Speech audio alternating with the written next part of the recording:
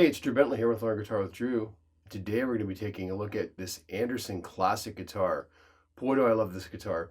But first, before we get into the video, thanks so much for checking out the video. My name is Drew Bentley. The channel is Learn Guitar with Drew. Please hit that subscribe button and click the bell for notifications. And in the comment section down below, you'll find links for my websites and other guitar resources. Okay, so this is one of the two Anderson guitars that I currently own. There's this guy and a blue guy right there on the wall. They're sort of like brother and sister, brother, I don't know. They're the same weight, which is pretty cool. So kind of the same guitar, but different. So let's talk about this classic Shorty that I have in my hand right here. Great guitar, great company. You got to try one of these guitars. They're awesome. The best thing I can say about an Anderson guitar is it plays itself. So it's a classic Shorty. It has an alder body, which is kind of a standard Strat wood that you can use. It's a tobacco burst finish with the guitar, and it has a vintage tinted headstock. So the neck and the headstock are vintage tinted. So I like that look. Kind of looks more like, I don't know, an old-timey guitar. It's maple and super sturdy. Anderson has this thing called the neck wedgie, which is like a pyramid where they attach the neck with two bolts, which is crazy. Super sturdy. You could play this guitar indefinitely. It never goes out of tune, which is pretty cool. I mean, it's an amazing thing. Great intonation and great stability with this neck wedgie thing. Okay, so it's an even taper neck, which is the standard C size. You can get bigger. You can get like a .030 larger, .060. I think they have like a V neck and like a classic neck. There's different styles of sizes of necks, but for me, I really like the even taper.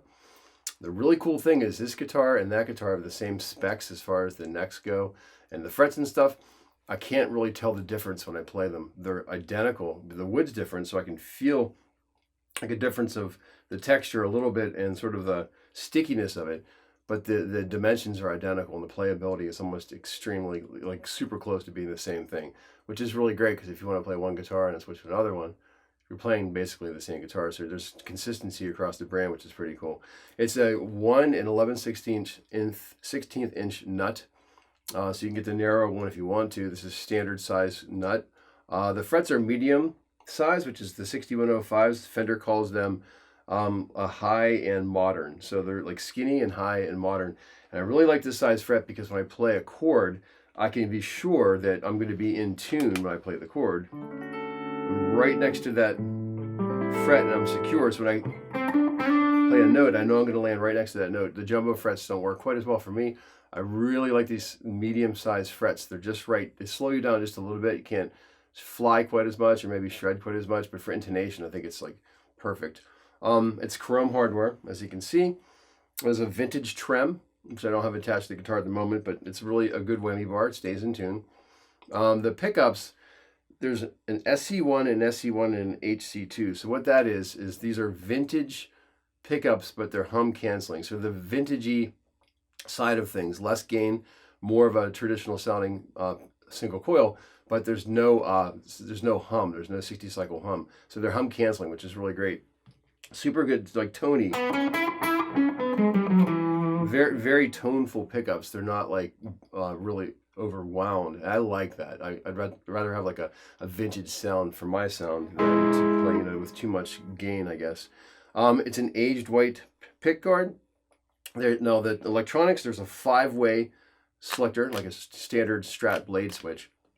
The cool thing is it has this push-pull here on the tone knob that adds the bridge pickup in with any other combination of pickups. So you get all these different combinations of pickups, different sounds you can get. So you can get like the Andy Summers Police sound, sort of like that Rush sound for like Natural Science, where it sounds, really kind of, I don't know, really super thin, but in a good way. You can also make it sound more like an acoustic guitar. If you use the two outside pickups together, like two outside singles like this. So that's kind of cool too. This little switchy guy here is a single coil in the up position, so it's a splitter for this pickup here. And then on the down position is a 4 dB boost, which is a really cool thing. They call it the VA boost. So you can have your standard sound where you're playing like, and you push the boost on.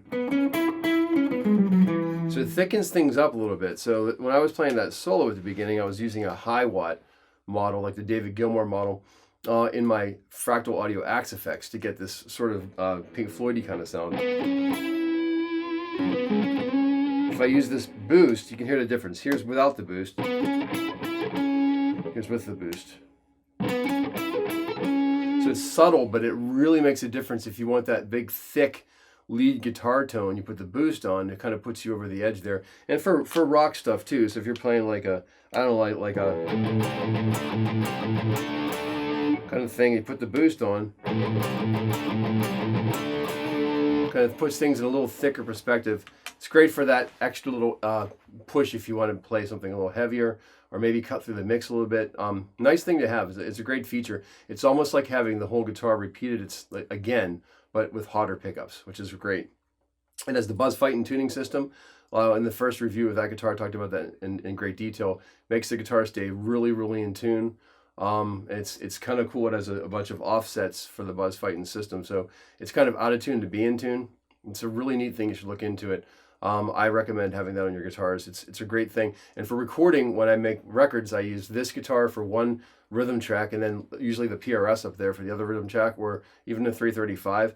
And I create like a thicker wall of sound because one guitar is standard tuning, and this one has the Buzz Fightin' system. And together they create like something that's not quite in tune, but not like a chorusing effect, but just an extra thickness to it. It sounds really awesome. So the heavier guitar tracks I record, and doubling the guitar tracks, so double with two different guitars, one with a Buzz Fightin' system, one without, and it creates this cool thick wall of sound.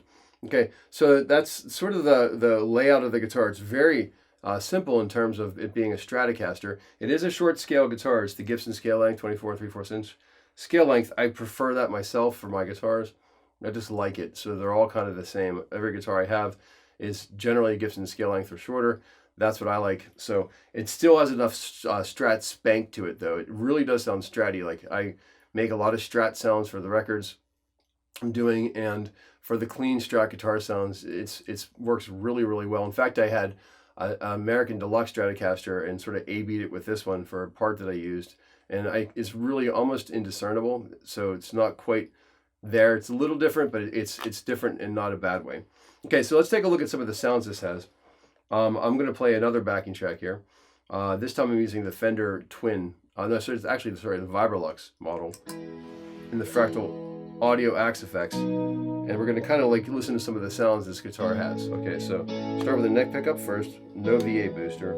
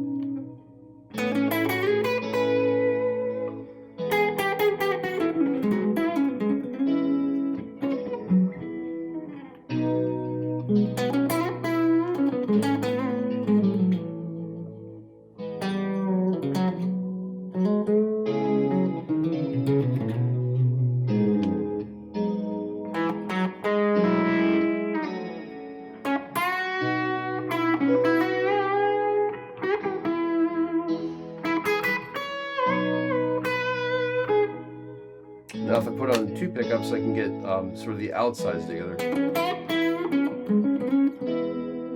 Here's the outsides of the single and the bridge.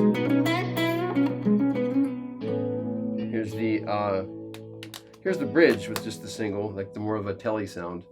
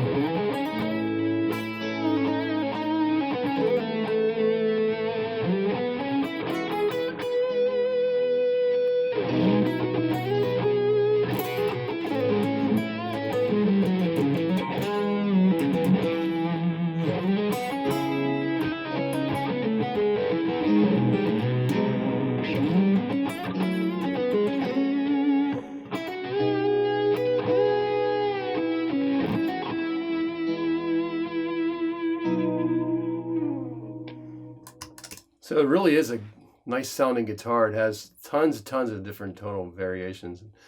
Super clean sounding. These guitars are impeccable. The build quality is absolutely it's incredible. It's an industry standard. You'd love it. So if you are interested in getting one of these guitars, I'm not endorsed necessarily by them like at the moment, but I'm still really a big fan. So if you're interested in getting one of these guitars, just ask for Roy. He's a nice guy. He can talk to you. Tom will talk to you himself. You can get whatever options you want. There's tons of colors. There's tons of different variations. You can get lots of different models too. But this one today is the Stratocaster, the S Series Classic Stratocaster. Can't go wrong. You really like it. You should give one a try, give it a test drive. If you order it, you're going to get exactly what you want, and it shows up in the mail like maybe 5 months later. It takes a little while. It's totally worth the wait. You're going to get exactly what you pay for. There's no surprises there at all. So anyways, thanks so much for checking out this video. Hope you enjoyed it. Please hit that subscribe button and click the bell for notifications. And also in the comment section down below, I teach guitar lessons and I have original music down there and lots of stuff. So, okay, thanks so much. And oh yeah, by the way, the channel is a guitar lesson channel. So if you're looking for guitar lessons, please browse around a little bit. Okay, thanks a lot. I can't wait to see you at the next lesson.